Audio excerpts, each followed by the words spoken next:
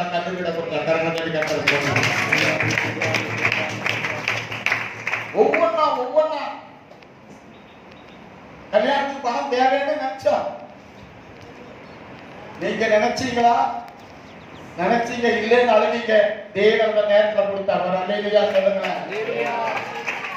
யார் யாருக்கு என்னென்ன தேவையோ அந்தந்த நாட்கள்ல தேவன் நம்முடைய ஜனங்களை செய்து கொண்டே இருக்கிறார். காரணம் இது இப்ப உண்டானதல்ல. உலகத்தோடு முன்னாடி நம்மை தெரிந்து கொள்ளும் போது எல்லாமே ஒரு நாட்கள் வச்சுட்டார். யார் யாருக்கு எப்ப என்னென்ன கொடுக்கணும், என்ன கொடுக்கணும், என்ன கொடுக்கணும், என்ன கொடுக்கணும். ஆனால் நாம் செய்யக்கூடிய காரியம் என்ன? முதலாவது நம்முடைய சபைக்கு என்ன பேரு? தேவ சொல்லுங்களேன், என்ன பேரு? தரிசனம் காணக்கூடிய சபை. எல்லாரும் தரிசனம் பார்ப்பீங்க. ஆத்திகளும் சொல்லுங்க, இப்ப கொஞ்சம் குறைஞ்சு போச்சு போறது. இப்போ உங்க ஜபம் குறைந்தான் காரணம். பரலோக தரிசனத்தை நம்ம ஒரே தரிசனம் எல்லாரும் ஆளுக்கால தரிசனம் சொல்லுவீங்க. அது தேவன் நம்முடைய சபை கொடுத்திருக்கக்கூடிய விதமான ஆசீர்வாதம்.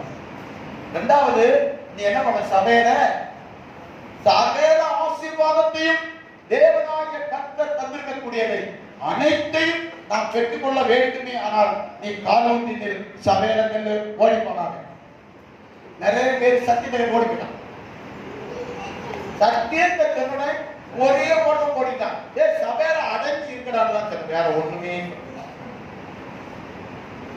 நீ என்னதான் நீ பெரிய ஆடு மாதிரி நினைச்சாலும் சரி, தொழுவோம் ஆடு மேய்ப்பன். என் பேச்சுக்கு நீ அடைஞ்சுதான் இருக்கணும். என் பேச்சை கெடுதான் ஜீவிக்கணும். என் பேச்சை கெடுதான் நீ வளரணும்.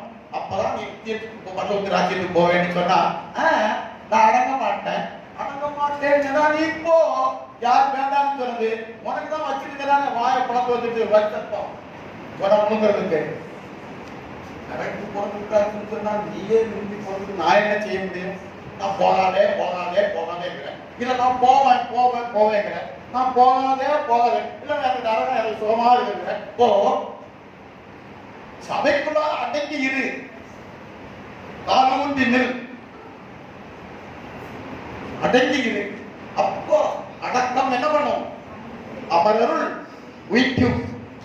அடங்காமை ஆறுகள் காரியம் ஒன்றை உயித்து விடும். அங்க கொண்டு போய் சேர்க்கிறோம். திருவள்ளுவரே வந்து சாட்சி சொல்ல போறாரு. அதற்காக போனவனுக்கு இதை சொன்ன ஓடிவிட்டான். அடங்கி இருங்கன்னு சொன்னேன். இதே செய்தியை இந்த இதை சொன்னேன். இந்த திருக்குறளை சொன்னேன். அடக்கம் நீ சபைக்குள்ளாக கருத்துக்குள்ளாக ஏற்ற வேலை உயர்த்தும்படிக்கு கற்புடைய கருத்தை கருத்துக்குள்ளாக எப்படி இருக்க? அடங்கி இரு. நீ அடங்கி இரு. அடங்கி நான் இருக்க மாட்டேன். நான் அங்க போவேன், இங்க போவேன், அங்க போவேன், இங்க போவேன், அங்க போய் புஷ்பம் பண்ண போவேன். நான் போயிருக்கலாம். நீ அப்படி வராது. அதே சொல்லல. அது தவறு. சபைக்குள்ளாக அடங்கி இரு. நீ எதை செய்தாலும் உன் மேற்பனாக எனக்கு தனி கேட்டுட்டு செய், என்கிட்ட சொல்லிட்டு செய். அதெல்லாம் முடியாது. எக்ஸ்டென்ட் போயிடும். நான் போவேன். போ போ. நான் போன்னு சொல்லல. உனக்கு பின்னாலே உன்னை தடுக்கிறே போயிட்டான் ஒருத்தன். அவருடைய முடிவு மனிதாவுக்கு புரியுது. முதலாவது நீ தரிசனம் காணும். திவ்ய தரிசனத்தோட உங்களை கொண்டு வந்தார். இரண்டாவது காலூன்றி. மூணாவது நீ காண்கிறதை தேவ வசனத்தை புசித்து படித்து தியானித்து அதிலே ஆத்மாவை பலப்படுத்தி வளர்த்துக்கோ. நாலாவது இந்த கிராமத்தை குறித்துள்ள தேசத்தோட ஆத்மா பாரத்தோட நீ ஜெபம் பண்ணு. உன் அக்கம் பக்கம் ஜனங்க யாருங்கிற அழிந்து நரகத்துக்கு நேராக ஓடிக்கொண்டிருக்கக்கூடிய அந்த ஜனங்களை, இந்த கிராமத்தை உன் இருதயத்துக்குள்ளாக வைத்து ஜெபம் பண்ணு. ஜெபம் பண்ணு. கர்த்தத்துல போராடி ஜெபம் பண்ணு. உங்க குடும்பத்துல யார் யார் பேர் குடும்பத்துல மாலை போட்டுருக்காங்க? குடும்பமா தைரியமா சொல்லு. ஒன்னும் பயப்படாது. யார் யார் குடும்பத்துல பசங்க மாலை போட்டிருக்காங்க? சொல்லு, தைரியமா சொல்லு. என்ன குட்டிமா? என்ன உங்க பையன் அப்படித்தானே மாலை போட்டுருக்காங்க? பாஸ்கர் வீட்டுல ஏன்டா மாலை போட்டுருக்குது? கட்டி சாக்கில கட்டினானா? சொல்லு. கட்டிட்டானா? இவன் கட்டிட்டானா? இல்லையா? வேற யாரு நிறைய இருக்காங்க. உங்க பையன் போடலையா? நான் வந்து சொல்றேன் கேளுங்க.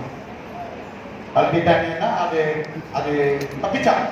இல்லைன்னா கத்தருக்கு முன்பாக சொன்ன சபை வேலைக்கு போயிட்டு திருப்பி அவன் மறந்து சந்தேகத்துக்குரிய காரியம்.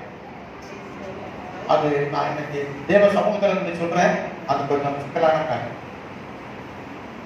சரி, ஏன்னா கர்த்தர் விரோதமாய் நீ இப்படிப்பட்ட ஒரு கூட்டு பண்ணிட்டு இருந்தாச்சுன்னா தேவன் அதை ஒருபோதும் பொறுக்கவும் மாட்டாரு, வைக்கவும் மாட்டார். ரெண்டாவது சொல்றேன், உங்க குடும்பத்துல யாராவது ஒருத்தன், உன் புருஷனோ பையனோ யாராவது இந்த மாதிரிப்பட்ட அந்த பெருகெட்டு போன பசங்களோட சேர்ந்து இப்படிப்பட்ட ஒரு சூழ்நிலை இருப்பானே, ஆனால் தயவு செய்து குடும்பத்தில் இருக்கக்கூடிய நீங்க அவனுக்கு ஒத்து போகாதீங்க, அதுக்கு நீங்க ஈடுபடாதீங்க.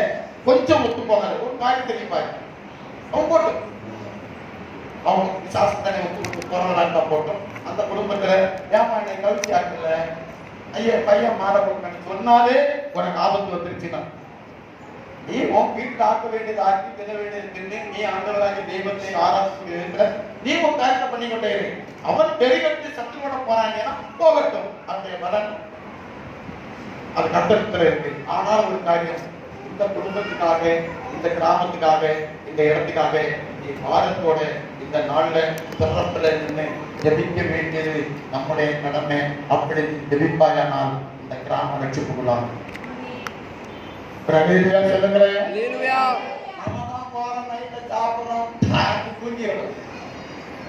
சொல்லுங்களேன், ஜெபம் பண்ணு, காலையில எழுந்து கிராமத்துக்காக ஜெபம் பண்ணு.